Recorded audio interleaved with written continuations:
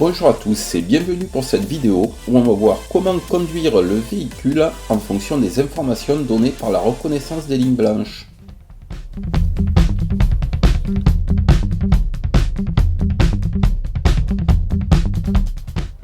Alors ici nous sommes en virage, modélisé comme un arc de cercle de rayon R, et nous voulons justement déterminer ce rayon à partir des informations en rouge données par la caméra. Première étape, déterminer la médiane verte. Le segment de droite vert est déterminé grâce aux coordonnées de ces deux extrémités.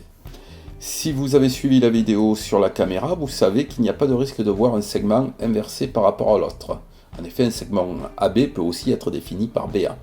Alors ici, ce n'est pas le cas et on peut prendre la moyenne des points 1 et 2 respectivement pour le côté droit et le côté gauche. Il nous faut maintenant le vecteur perpendiculaire au segment vert. Pour cela, il suffit d'inverser le X et le Y du segment vert et d'inverser aussi le signe de l'un ou de l'autre.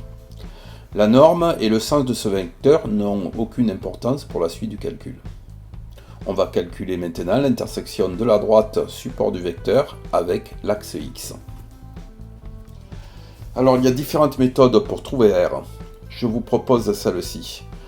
On regarde combien de vecteurs on peut mettre verticalement entre P et l'axe X. Cela nous donne lambda.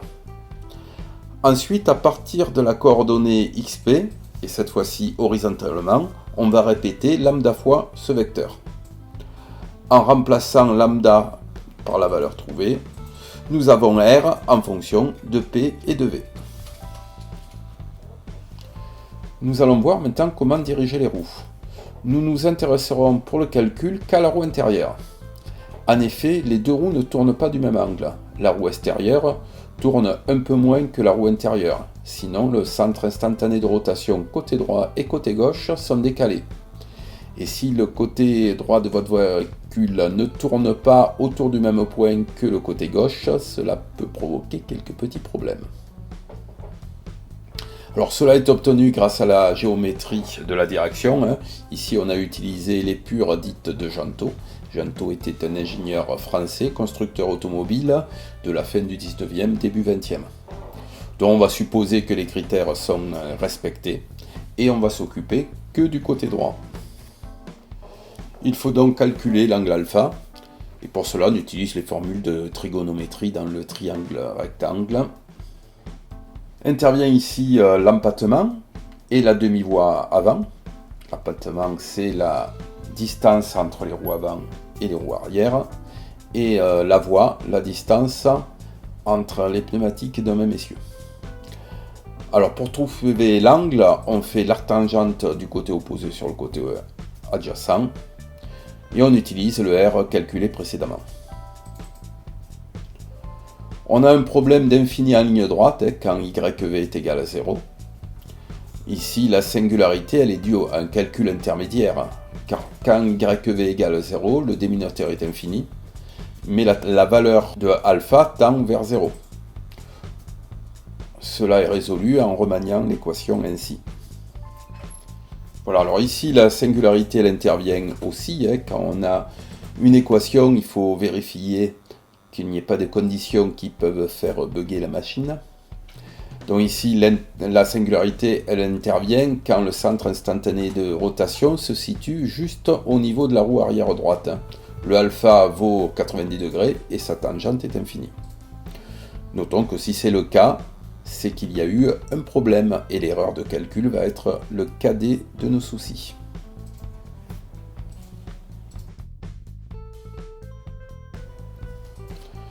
Nous poursuivons. Maintenant, il nous faut déterminer le déplacement de la crémaillère pour tourner la roue intérieure de cet angle alpha.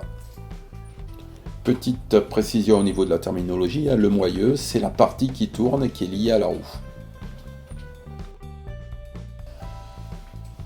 Maintenant, la fusée, c'est le support de l'axe de rotation de la roue. Elle ne tourne pas autour de l'axe de rotation de la roue, mais pour les roues directrices, elle s'articule verticalement pour fixer la direction. Cet axe du pivot va nous servir comme origine du repère pour nos calculs. Notez que sur un véhicule réel, cet axe n'est pas vertical, mais il est incliné dans les deux directions. Ceci est important pour le comportement du véhicule. On a aussi une biellette de direction. Cette biellette est articulée d'une part du côté de la fusée grâce à une rotule de direction. Sur notre véhicule, on n'utilise qu'un seul degré de liberté. Une rotule est cependant nécessaire sur un véhicule grandeur à cause de l'écrasement de la suspension. D'autre part, côté crémaillère, nous avons une autre articulation réalisée par une rotule sur un véhicule grandeur.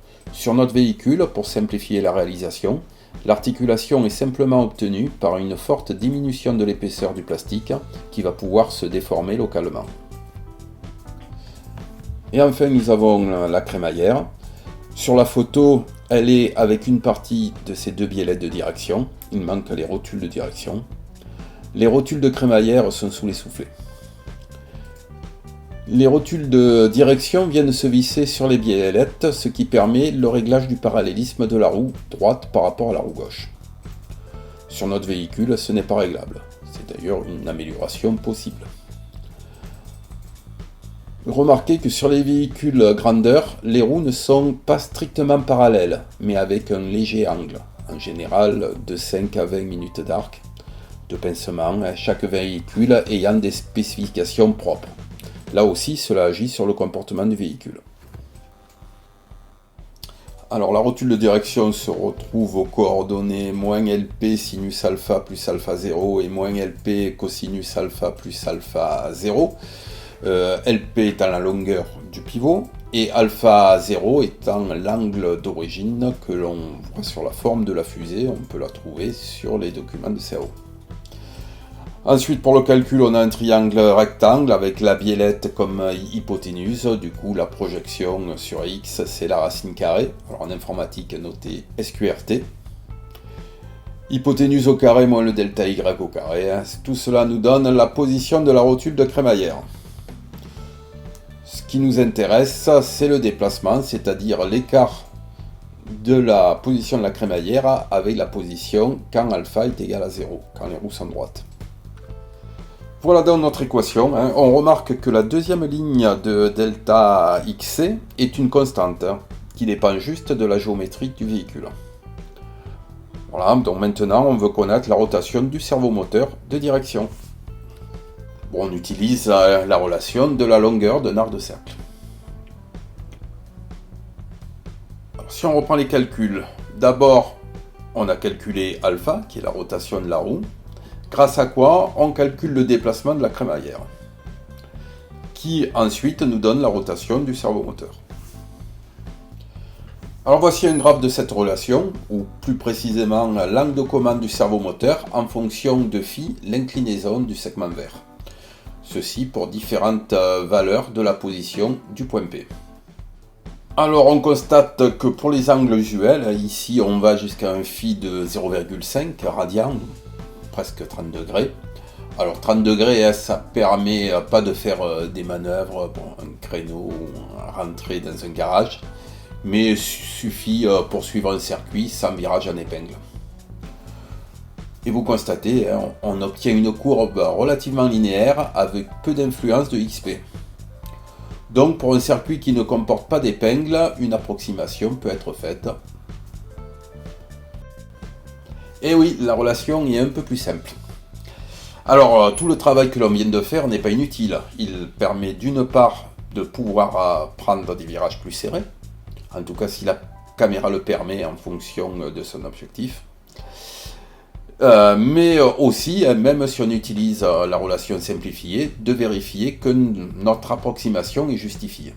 Permet surtout de calculer le coefficient K. Même si en bricolant, on peut trouver ce coefficient de façon expérimentale. Alors, en réfléchissant au fonctionnement, on constate cependant un petit problème, notamment en ligne droite. Si on est dans la bonne direction, le véhicule continue tout droit, même si on est totalement déporté d'un côté ou de l'autre de la route. Il n'y a pas de rappel au centre de la route. Alors on peut rajouter un terme supplémentaire. Ici on prend en compte le déport sur la voie pour corriger la trajectoire. C'est quelque chose de similaire au suivi de ligne que l'on fait au collège. Si je suis trop à droite, je vais à gauche. Si je suis trop à gauche, je vais à droite. Alors ceci dans une version proportionnelle et non tout ou rien. Les performances de ce principe sont extrêmement faibles, hein. Cela peut servir de correction, mais pas de principe de conduite. Et cela d'autant plus que la détection est faite par une caméra, c'est-à-dire à 20-30 images par seconde. Alors qu'avec les détecteurs de ligne noire, hein, on peut tourner à plusieurs kHz. Ces deux principes, autant la conduite que la correction, sont des systèmes en boucle fermée. En effet, dès que le véhicule tourne, l'angle, comme la position de l'axe de la route, varie. Il faut donc aussi étudier la stabilité. Alors cette étude de stabilité est beaucoup plus complexe que les calculs que l'on vient de faire, hein. Nous avons utilisé que des connaissances du collège, de Trigo, Pythagore, etc. Donc cette stabilité ne va pas être traitée ici. Donc, simplement à savoir, la partie conduite est stable. Elle compense les erreurs que l'on peut faire sur les différents calculs. Mauvais calcul du cas pour les versions simplifiées, ou valeurs inexactes des dimensions, etc. Simplement, on va prendre les virages soit à l'extérieur, soit à la corde en fonction des valeurs utilisées. Il faut vraiment faire beaucoup d'erreurs pour sortir de la route ou inversement réagir très violemment et faire des zigzags. Pour la partie correction, par contre, il est difficile d'avoir un comportement satisfaisant. Avec un coefficient K' trop élevé, on arrive vite à une instabilité, et en réduisant le K', la correction n'est pas très efficace. Ça en est fini pour cette vidéo. Il y aura une dernière vidéo de présentation à la fois des essais, car actuellement confinement oblige, à part le tour de la table du salon, je ne peux pas faire trop de vidéos, et aussi explorer des pistes d'amélioration, notamment pour l'utilisation du véhicule dans le cadre de formation supérieure.